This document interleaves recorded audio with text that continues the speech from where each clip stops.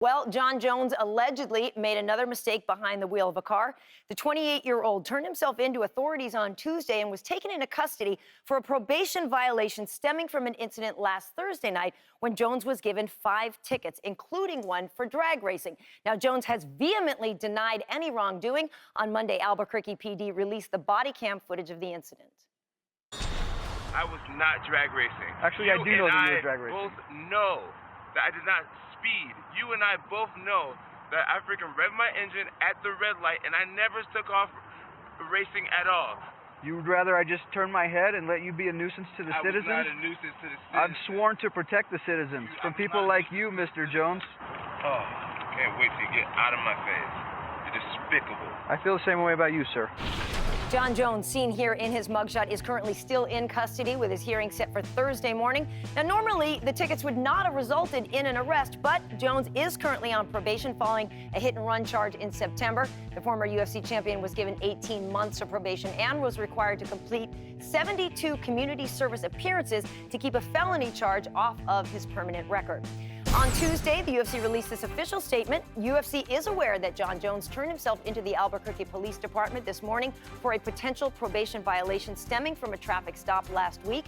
UFC has been in touch with Jones's legal team and will have no further comment until the organization has had appropriate time to gather necessary information. Now, of course, Jon Jones is set to face light heavyweight champ Daniel Cormier at UFC 197 next month in an attempt to win back the title he was stripped of due to issues he had outside of the octagon. So, gentlemen, what do you make of the latest situation? Karen, thank you. You know, for me, Mike, I feel like I have conflicting thoughts on this because, number one, I feel like the cop really was giving Jon Jones a hard time. I think that his approach could have been much better. Oh, that's a fact. If he was supposedly drag racing, where was the other car? Where was the other car? You got to get, it takes 2 to drag race. So that I didn't get. However, if you're on probation and you know that if you get a ticket, if you go through a stop sign, you can end up back in jail.